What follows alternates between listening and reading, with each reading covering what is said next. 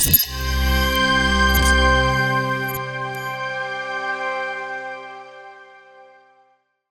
following is a production of AW360.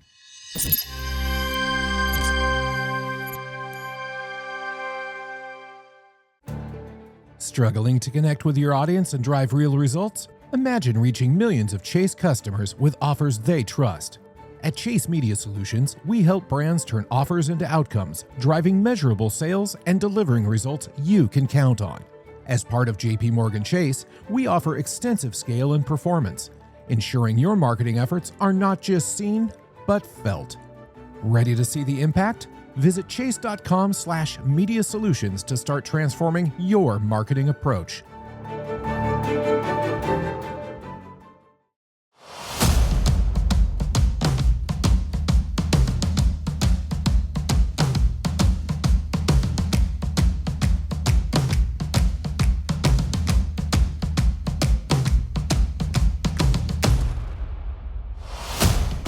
You're listening to Retail Media Unboxed, the podcast that goes behind the scenes of the fast-evolving retail media industry. In this one-on-one interview series, we sit down with top industry experts to unpack the trends, insights, and strategies shaping the future of retail and advertising.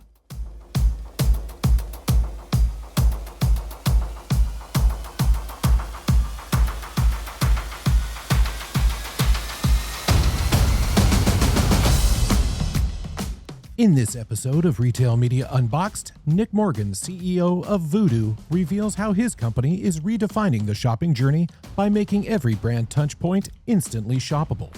Nick explains why impressions alone no longer cut it and how commerce media can close the loop between inspiration and conversion, and what all of this means for brands, agencies, and the future of retail media. We hope you enjoy this episode.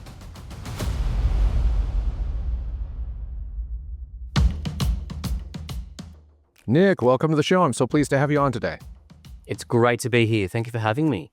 So to kick things off, and for the uninitiated, tell us about Vudoo. Vudoo is a platform, it's a commerce media platform that allows consumers to shop and transact at the point of inspiration. What does that mean? We are the infrastructure layer on top of brand and performance touchpoints that allow for those consumers to be inspired by creative, by advertising, by content, and then act on that inspiration and shop right there and not have to click all around the web. They can transact wherever they are inspired, whether it's on their favorite content site, whether in a large language model. So we're very much the infrastructure that powers that. What is driving the shift from measuring impressions to enabling real transactions in retail media? I think that there needs to be further and deeper cut through. I think the push to deliver outcomes is really, really strong. I think that brands want more than just vanity metrics. It's an old saying, it just won't go away. Brands exist to service a customer and provide them a product that delivers on whatever their brand promise is and whatever the proposition is, and they want results on that. They want to know that's being delivered. And just impressions isn't cutting it. It's not enough influence. They want to see the actions. And there's technology now that allows that. We have the ability to really drive shopper behavior, but then also be able to deliver to brands what are those shoppers actually doing at that point of inspiration.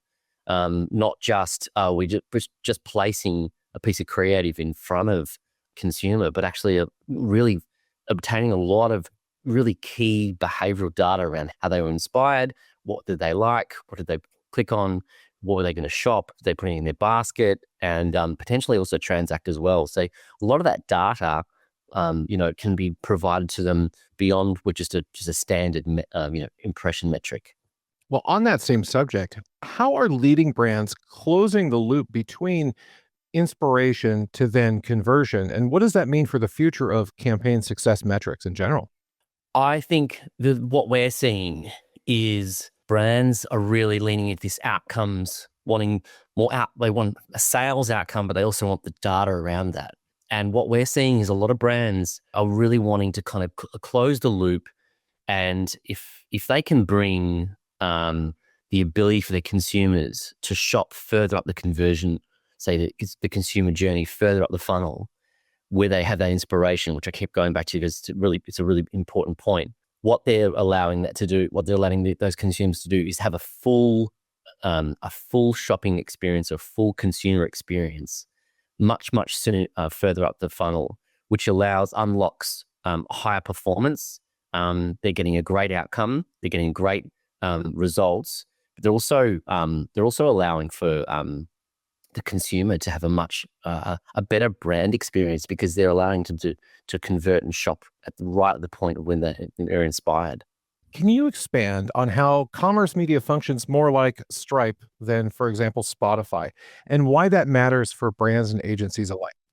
So our position on that and my thinking is we're really creating a network with commerce media. We're really creating a network of deep engagement and touch points that drive transaction and conversion. And what I mean by that is consumers have spent many, many years becoming more accustomed to very, very short consumer journeys and being inspired and then transacting very quickly. And you have a whole generation and it's been driven by platforms like Instagram, platforms like TikTok Shop, the ability, even Amazon's played a role in, it's one-click checkout over the last 20, 30 years. A whole generation of consumers have an expectation that wherever they see a brand's touch point, they believe they have the opportunity to shop and transact. Now, right now, a lot of brands and agencies really fall into two buckets. Is it brand? Are we driving brand outcomes, or is it performance? And we're going for, cost per click, cost per acquisition cost. And what we're seeing is that the consumer is driving convergence. A great way of thinking is brandformance, which I know our brand and Teeds team have really landed on. But this idea that we can drive an activity such a brand or performance and then expect a consumer to behave in a certain way is really changing. The consumer's really moving away from how the agencies and the platforms really want to define how, what creative and how it speaks to them. But there's this convergence. So commerce media for us, we see commerce media as being the ability now to provide a full engaged shopping layer, regardless if it's a brand outcome or it's a performance outcome. It's the ability to shop and transact no matter what the touch point is. And they don't judge a piece of creative and say, oh, I'm having a brand experience. They see something that inspires them, the creative of that product or service speaks to them, and their consumer journey is now so short. They want to be able to shop if they like, transact if they like, and there's absolutely no barriers. And those barriers are they don't want to be dragged around the internet. So commerce media for us, we really see it as an infrastructure that allows you to create, transactable moments really, really seamlessly with a really light lift is underpinning a lot of the commerce media growth and will be the hygiene factor moving forward. With all of these budgets converging, brand budgets, et cetera, what does the new operating model then look like, and how should agencies evolve to meet those expectations? From our experience and our partners, and we've got some great partners, but I think they struggle with being quite siloed. And I think they also struggle with those teams being able to speak to each other. And it really ladders up to, what defines our performance against what we're delivering for our clients. So it comes back to the agency, and really it comes back to the brand and brand understanding that there needs to be a convergence and a move from we're engaging in just brand or we're just engaging in performance and we're just doing this. It's all blending into a very unified experience. And so I think measurement sitting on top of that has to really evolve as a key piece of that. Speaking of measurement, what would you say is the primary metric that matters now more so than it used to? Really, I would think, an incremental return on ad spend, really being able to show all those touch points. How are we growing? And and every single one of those metrics is moving in the direction that we would appreciate or that we want.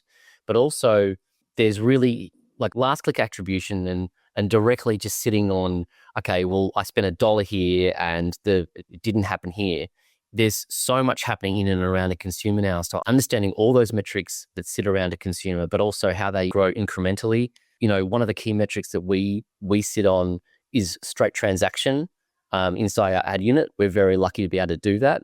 We can deliver on really deep shopping behavior that you would normally find in a checkout, such as say inventory or inventory selection or product, or different types of product selection or transaction data that happens inside that moment of checkout.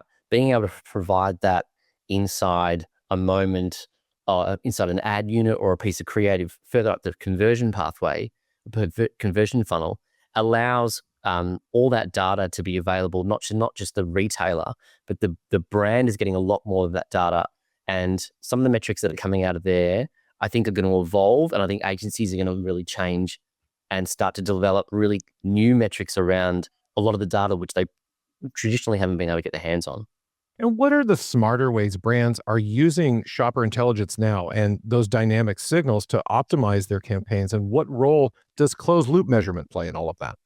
We get asked that a lot. What it really comes back to and what we're seeing is the ability to provide those intent signals. So if you take, for example, if you have a brand that has fantastic retail partners, maybe it's a CPG brand, maybe it's a toy manufacturer. They traditionally have their product being sold on shelves across stores, and they are putting out their campaigns are really driving, that traffic into those stores to purchase those products. A lot of the behavior data around, say, product sizing, inventory, volume, color, and geographic location, foot traffic, a lot of those metrics that would be normally provided and covered by the retailer and passed on to the brand is being surfaced much sooner in the conversion journey and being made available to brands. And that data, that checkout data, that inventory data is super valuable, and that's what's really that's uncovering a whole raft of new insights for brands. Yeah, I would think so. Let's shift gears a little bit to storytelling. How are brands embedding commerce into content in a way that feels seamless versus overly salesy? I think it's about first being able to understand, again, using those intent signals and using that data to be able to craft the story, and then be able to allow points of shopping conversion throughout that story to happen based on the intent signals. That's really important. You tie those two together. It's also making the decision to move to an always-on commerce status. And what I mean by that is we have a number of large brands that we work through our partners who have moved and are moving to an always-on commerce mode, which is, regardless if the creative is brand or performance, whether it's native content, whether it's an ad, they have chosen to put a permanent layer of commerce infrastructure over the top of that content. And what they mean by that is it's allowing the consumers to become familiar with that ability is there, that they're able to shop at whenever they feel the need to. It's akin to having a store that's, prior they had, think of those touch points as being stores where they were on sometimes the doors are open. They were open till, say, 9 till 10 and then 9 till 5. And then they were open and shut on a Wednesday. And when they were, because sometimes they were commerce and sometimes they're not. Sometimes they had full shopping capability. Sometimes they didn't. And so those brands that are moving to an always on mode are really moving to a 24/7. So their products are available online 24/7. Now all their touch points, so all those points of inspiration from when they put all those campaigns and creative out, all of those touch points are becoming 24/7 shoppable as well. And it's that, in a sense, it's the missing piece for consumers where they come across a brand touch point or a performance or whatever that consumer whatever that product, a piece of advertising and content is. It doesn't matter where it is or what time it is, that they have ability, and there's a layer that allows them to shop and transact right then at the moment. And it's a 24/7 experience. Do you have a favorite example where you've seen storytelling become shoppable? And if so, what in your mind made that particular example work so well? There was a really great launch of the airline last year at Cannes, and they had a really great one of their launch campaigns was for a high-end product, a leather goods manufacturer. And the way that they had established the connectivity across their screens, the way they built transactable ability within those screens and be able to place things and send things to themselves, and the way that they built in that story and were able to sell those goods right there in each of those business class seats was a pretty phenomenal launch of that product. Interesting. Well, now we come to the part of the show where I get to talk to you about artificial intelligence. How is AI reshaping the journey from discovery to checkout as far as you've seen? Well, it's a really interesting time because I think there is a lot of hype. There is a lot of marketing. I think like any new technology that gets brought to market very early, there's a because of this hype and this marketing, and there's a lot of discussion around, if you don't move fast enough, there's a bit of fear and driving it all. I think that we need to think practically about how AI is applied.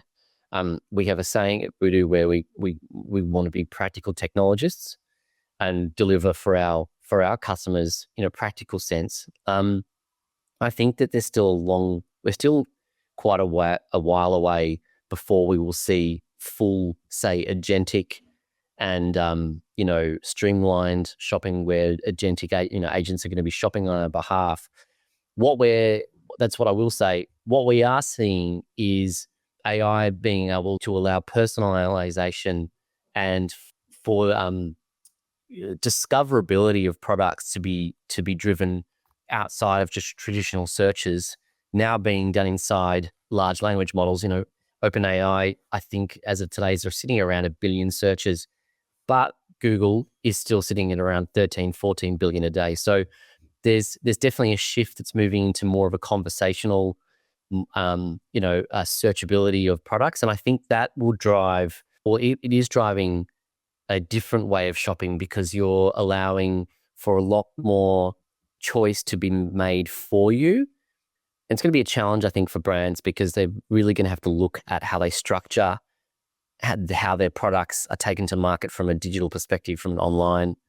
And yeah, I think we're going to see more and more searches inside there. And I think you're probably going to have a much more deeper personalized selection of products brought to you much sooner in your decision making rather than the traditional way where you're presented products and then you have to go on a deep search yourself. So I think we are seeing a lot more discoverability and a lot higher level of personalization. As an industry, we've struggled for a long time with walled gardens versus not, and all the various sorts of rules and things that these different walled gardens will put in place. We had the whole thing with Apple and iOS and all of that. But at the same time, you have Google has shop with AI mode, and others will inevitably have their own take on that. How will the AI-driven commerce experience redefine that sort of cross-platform experience? Do you think it will help or hinder? I mean, I assume long-term it will probably help, but how do you see that unfolding in the meantime? How long have we got to talk about this? How long have we got to unpack it? We could sit here let's get a few beers and sit back for a couple of hours. To my honest opinion, is it still very early? It's so early. We've seen radical shift over the last couple of years, and now we're hurtling towards a set of tools, prioritization tools that sit inside my browser, making the decisions and shopping for me. That's what we're being told. We're yet to see it play out, and I think back to a lot of the technology that we have been promised over the last 20 years. And, I think if you go back 10, 15 years, none of us would be none of us would be driving at the moment. All of our cars would be fully automated and the taxi would arrive and there would be a robot in it. We're still a way off from there. I'm just skeptical with regards to how fast this will move and how much it'll change. I think it'll take longer than we need. There's kind of two camps in this space. There's the rabid, obsessed, all-in kind of agent LLM side that are saying this is the change, this is what's happening. you're not going to, your shopping's all done for you. They're going to make all the choices. It's agents talking to agents. It's all done and dusted. This is the future. Then you have another camp that says, well, we have littered legacy systems and archaic databases and ERP and all of these systems that still aren't up to scratch a lot of the time for existing technologies. How is an agent going to navigate all this? And I think the proof's in the pudding, and we're yet to see a full rollout. And I think it's got a little bit to go yet. And I think we're still riding on a lot of the promise and the hype. Very refreshing answer, if I may say so. Like I'm in my late 40s. I've been in tech for about 25 years. We have really short memories, don't we? Yes, we do. Really, it's like, now everybody run this way. Okay. Oh, no, don't do that. Now everybody run this way. Oh, it's bizarre. And then as soon as you have some quite measured voices that stand up and say, actually, we just only finished this and that actually didn't work, or we're now doing this, they all get shot down in flames. So it's kind of interesting to see what's happening in the whole AI agentic. I know some really, really talented, very talented, millennial, Gen X, millennial, doesn't matter generation, e-com, practitioners. And I say practitioners because they've been on the tools, and also they're very, very innovative. And there is a level of skepticism to understand, how is this going to work? So how is it going to be so streamlined and be so easily? Because it's the underlying infrastructure is so archaic in places. We still talk to customers, and I'm loath to, I won't name names, but we've got customers that are so, their technology and the infrastructure and their e-com stacks are so archaic and have never moved and will never shift because they can't afford to. How is a modern agent, an agent, going to sit on top of that and be able to interact with it so effortlessly? Maybe I'm just not up to speed. Maybe I'm not educated enough in the space, but it's a really complex space. And I think where we need to see it all running, and I need to see it all happen first before I can make some really, even for our business, some big decisions. Absolutely. Well, Nick, this was fascinating. If one wanted to find out more about yourself or Vudoo or both, where should they go? Please head over to vudoo.com, check out our content. Your personalized agent then will guide you. Not yet, but we will. And obviously on LinkedIn. But yeah, hit me up. Happy to talk more. Excellent. Well, thanks so much for taking part in the show today. Appreciate it. Thanks very much.